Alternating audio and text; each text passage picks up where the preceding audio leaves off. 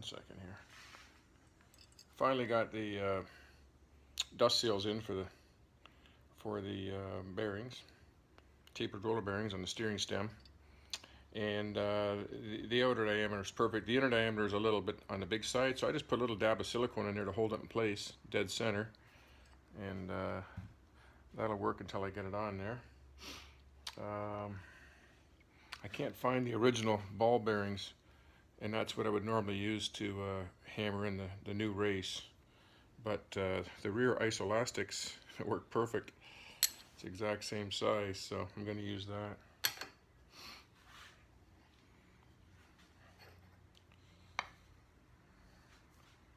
Tap that race in there as equal as possible.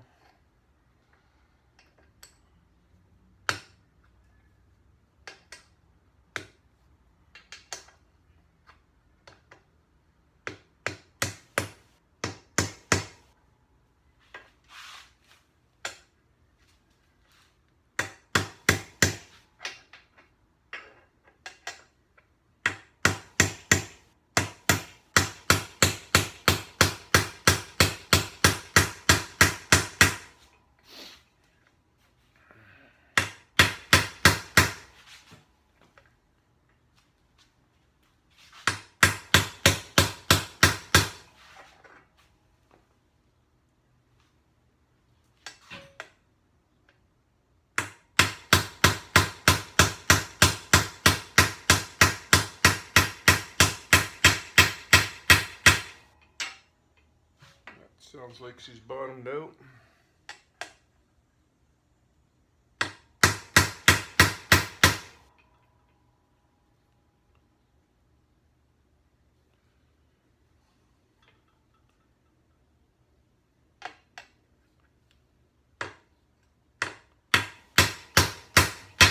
There we go. Now she's bottomed out.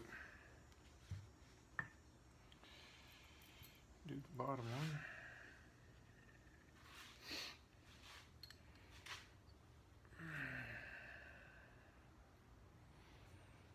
I gotta go over here.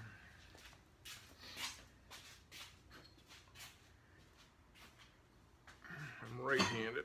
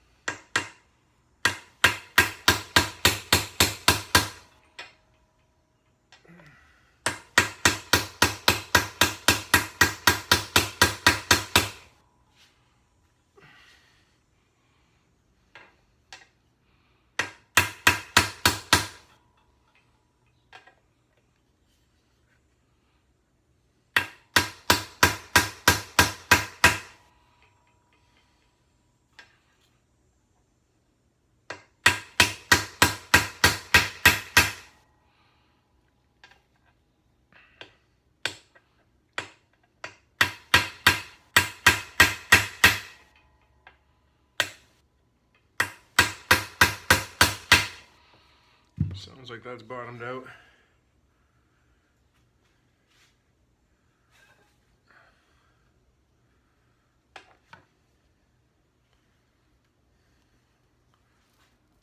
Let's see if this is even up here.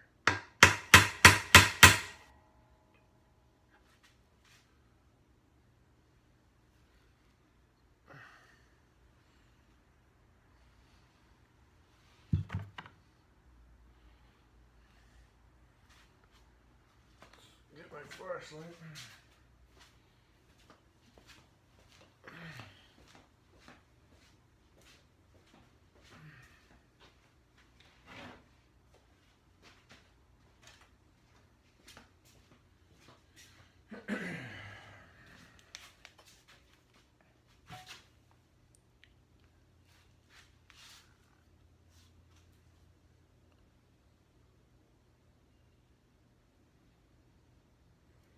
Just seems to be sitting up higher over here, unless that's just part of the frame. I don't know.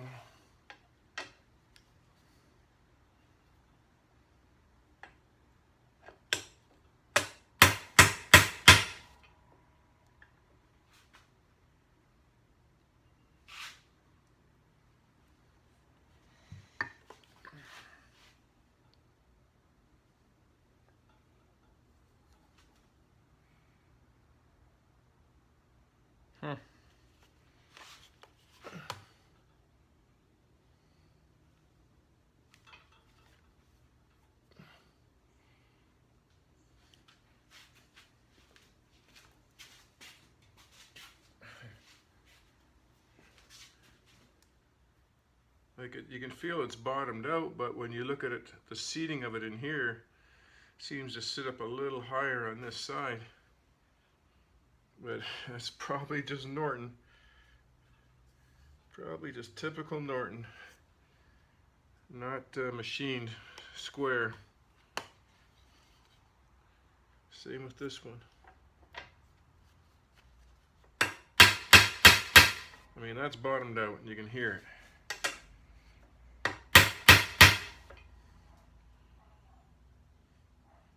Just gotta be the way it's made. Okay, I gotta pack these bearings next. Get your pigs here.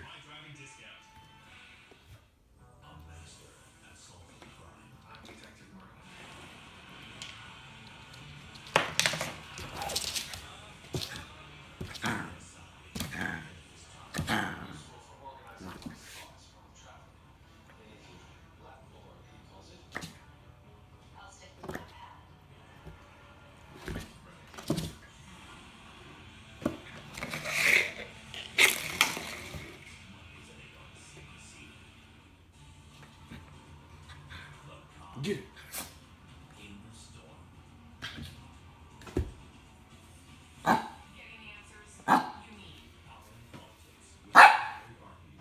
Get it. Give it.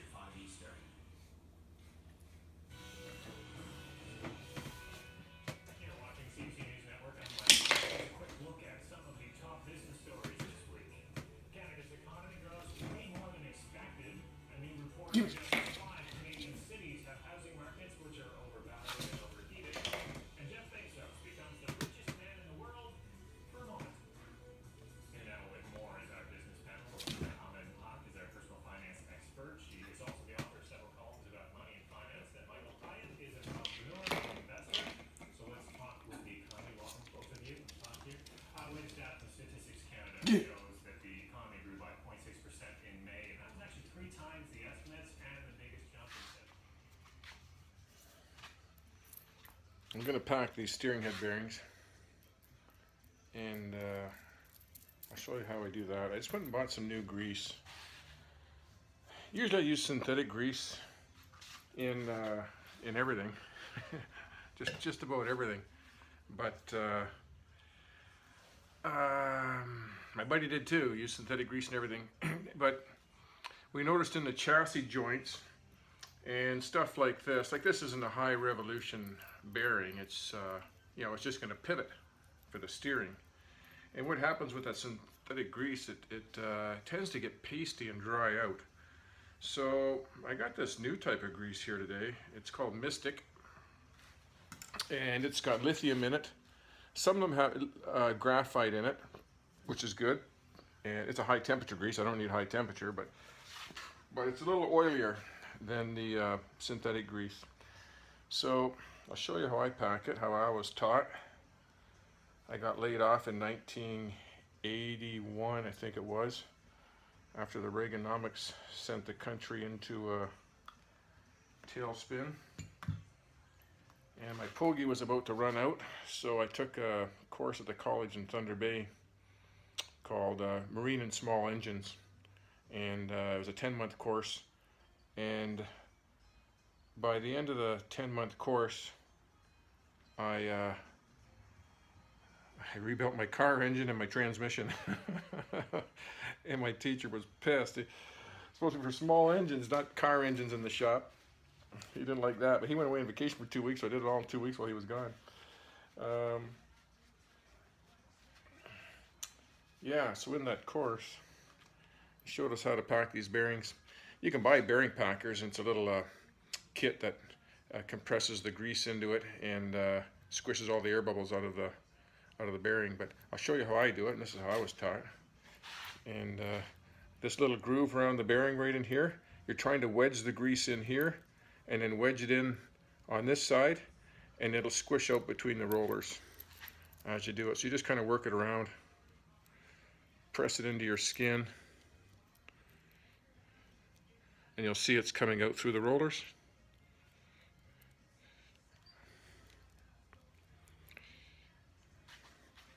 That's how I do it. So yeah, this is the first time I've actually used a conventional grease in a long time. I always use the synthetic grease, but I noticed it gets pasty and dries out. You know, it gets kind of clumpy.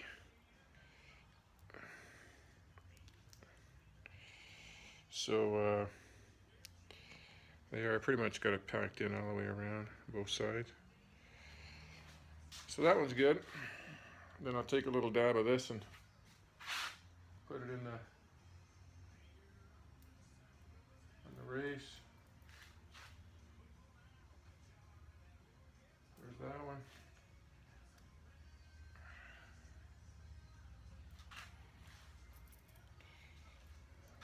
Got to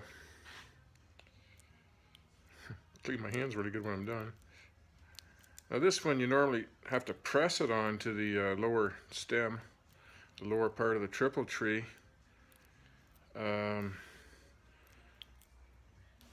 Tap it on sort of thing. But this one goes on pretty easy. I can just kind of press it down with my hands and it goes on. So there's no play there. It's just that it's not a press fit.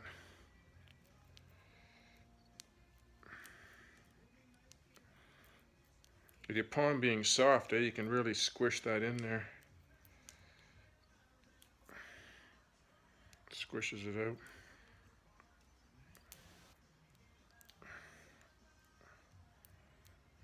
Okay.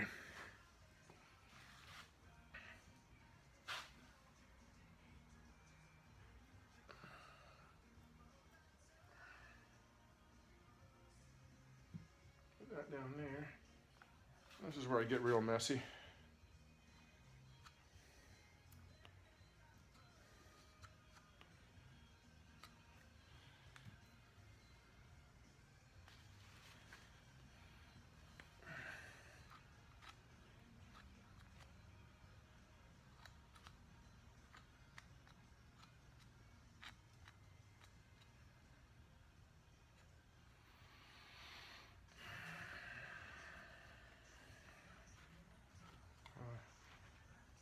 I'll get that grease off of me now if I can.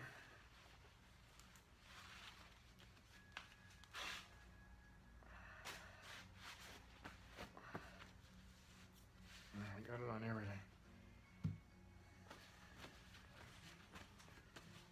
Can't even touch my camera to shut it off. I gotta get the grease off my hands. I'm gonna have to edit this clip and cut this out because I gotta wash my hands. Okay, I think I'm ready to put this together.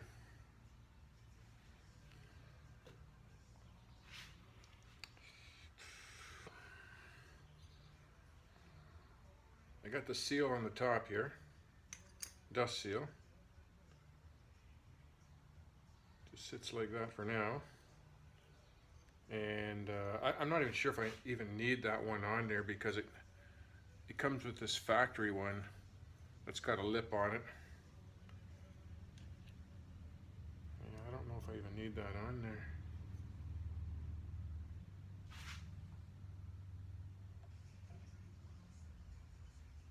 Yeah, I'm gonna put it on there.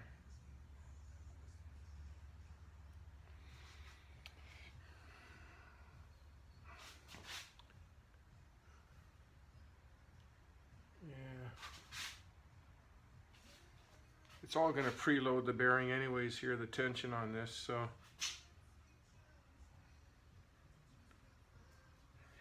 Let's try it. And I think on the previous video I had, you'll see one side of this nut is longer than the other. And I assumed that the longer side would fit up in here to hold it better, but it's not. It's the smaller side fits in here, the longer side goes inside. So I got that.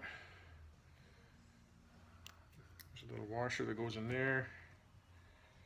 And I got the bearing on here.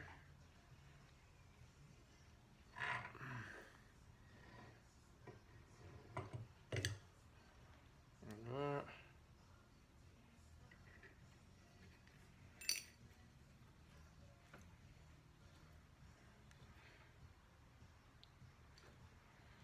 Didn't think that nut was going to sit up that high. I'm going to get my driver to put this on. 1 second here.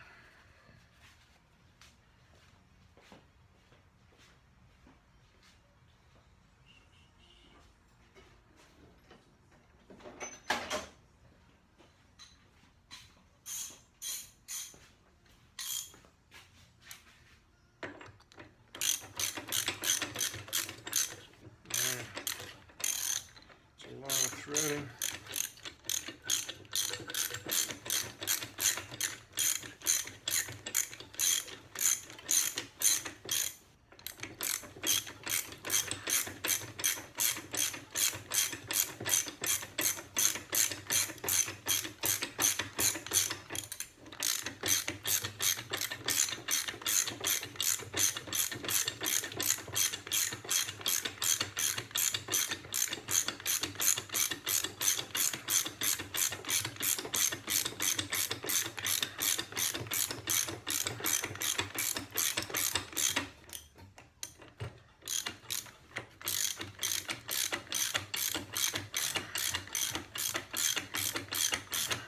Holy, it's a long stud.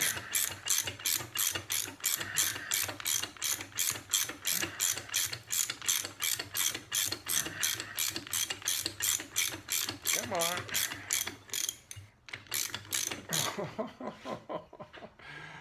Quarter inch more.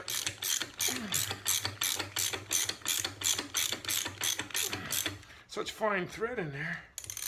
We're getting close.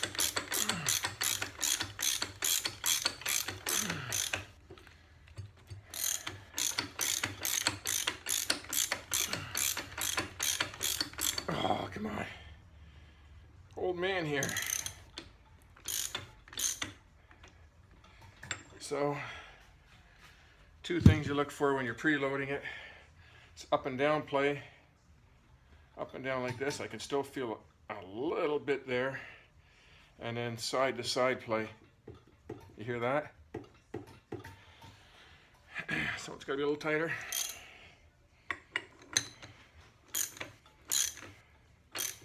And then you check it again with all the weight. You get the forks on, the wheels on, everything. It's going to change it. There's a little bit of play in there. Not much. We're getting close. That's a nice thing about the fine threads. You can dial it right in. And I guess the other years,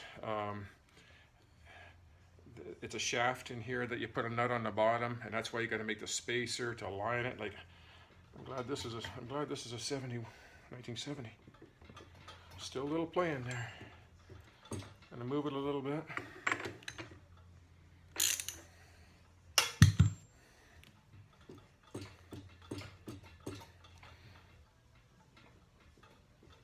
Just a little bit of play in there.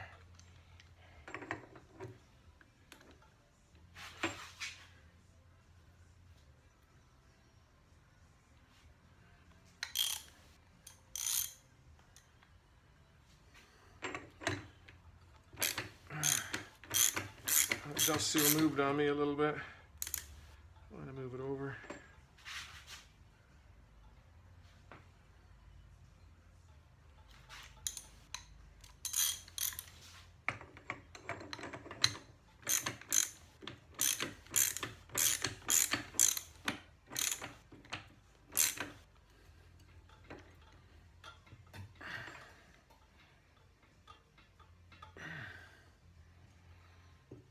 You can even tighten it a little, over tighten it just a little bit,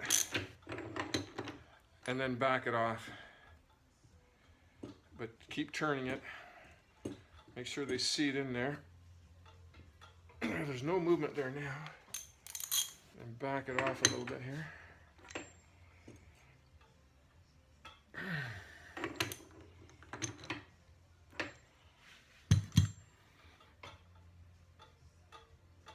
Just starting to have a little movement in there. So I'm going to turn it quarter of a turn. Just like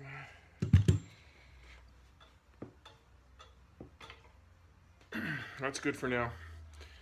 Then I'll double check it when all the weight's on it. Okay. Let me just see. I might just put a quarter turn on.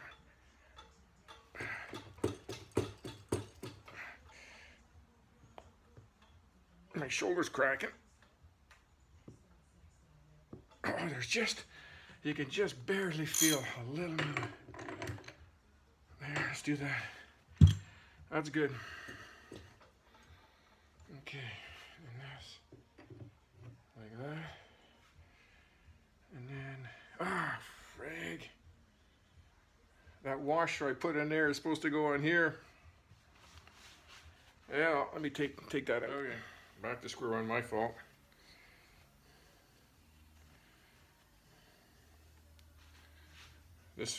This washer, which I had sitting on top of there, I knew that didn't look right.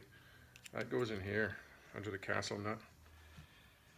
My fault there. More work. That goes like that.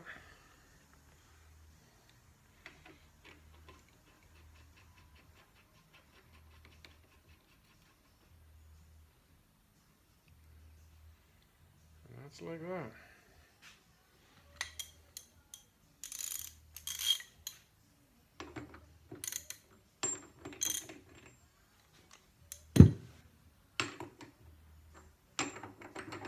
That's a different nut.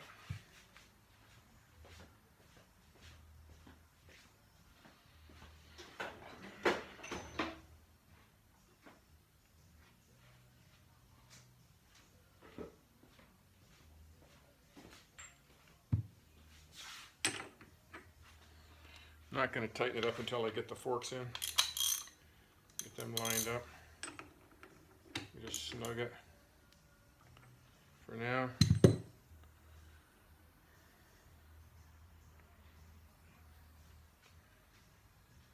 Okay, we get the forks.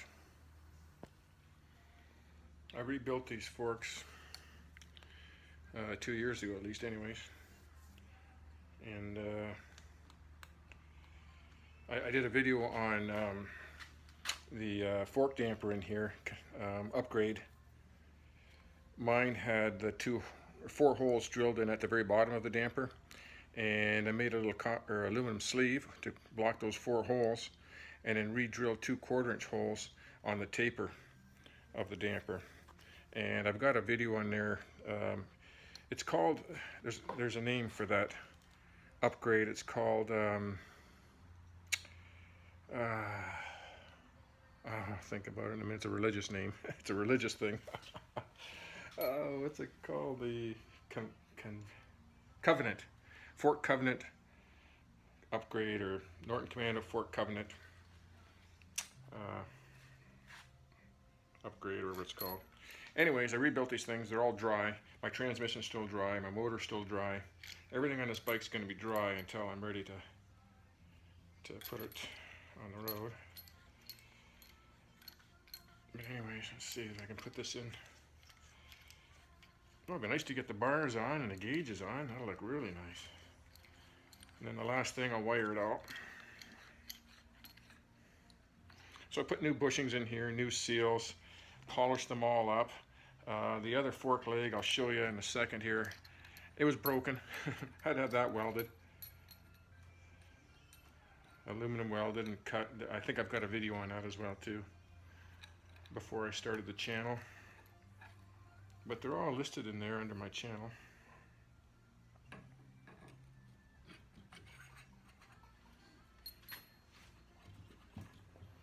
My other forks were completely rusted out here. Just pitted and rusted.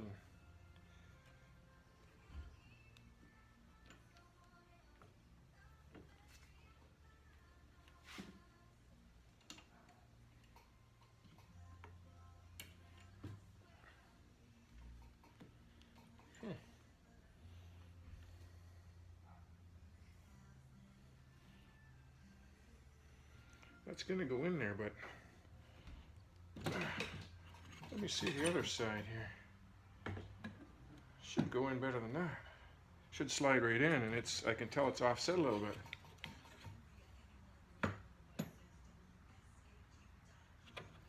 That one's nice and centered.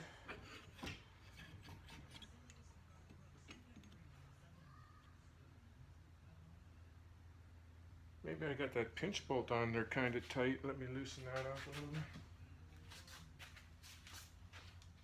bit. Shouldn't be tight.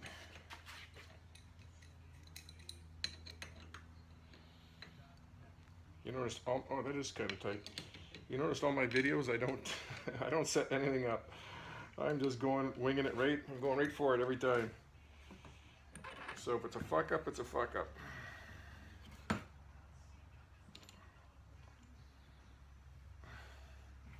it's like that thing is.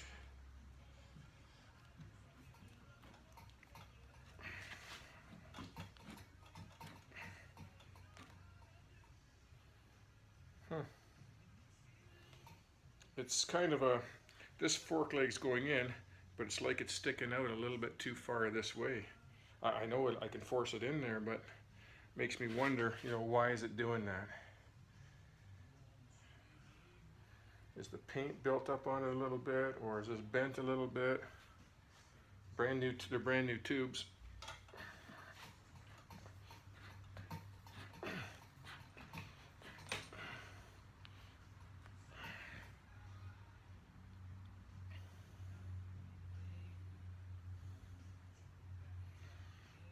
I'm going to even loosen this nut a little bit here too. Yep.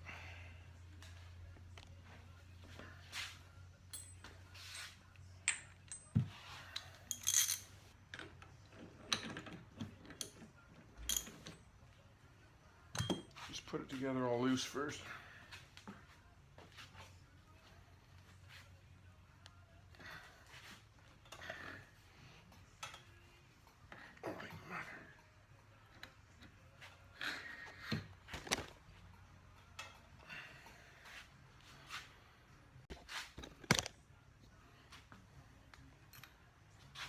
I'm going to get this one going at the same time to get it lined up. Make sure I got them going on the right side.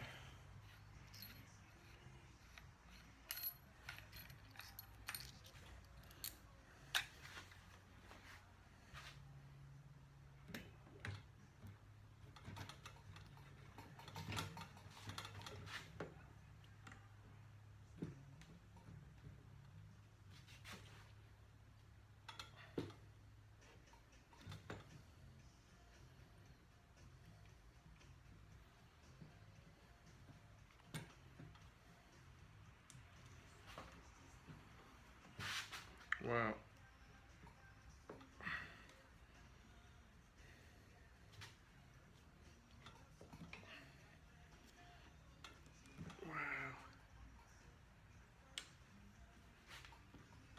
Holy crap, that should go in a lot better than that.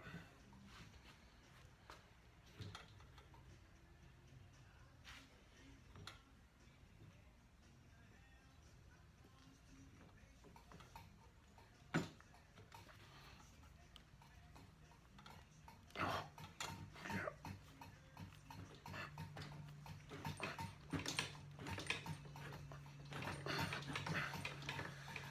There's that one. I like it when they just slide right straight in like a Honda or Yamaha. They shouldn't, it should just slide in like butter. And I'm hitting them down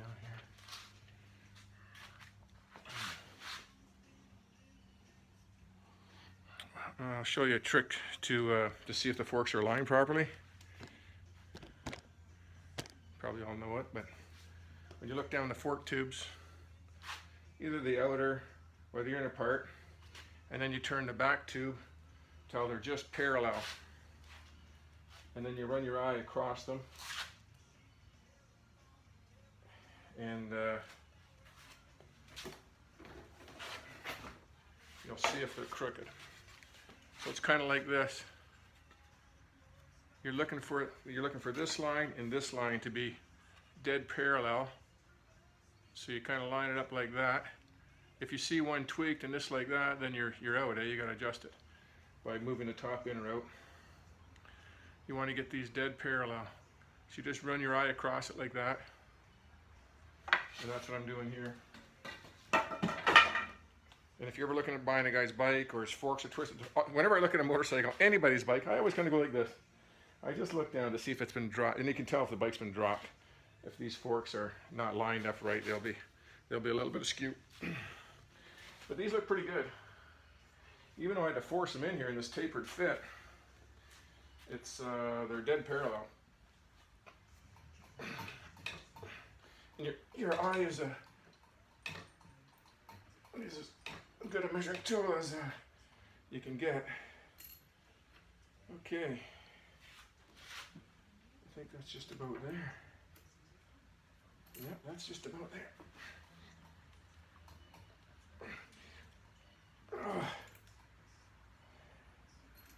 That's about there, and that's about there. So that's it.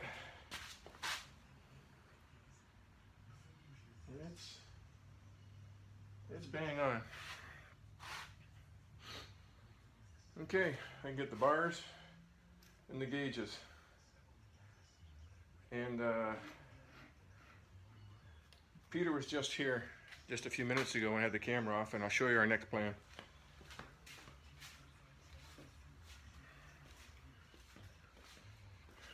This is the front fender. I've been putting it off, doing anything with it. I drilled out the rivets on the original fender so I could use this as a fork brace in the new fiberglass one. But because right now there's no fork brace on there. If you put the fiberglass fender on, you have no fork brace. Your forks are going to be wobbling all over the place.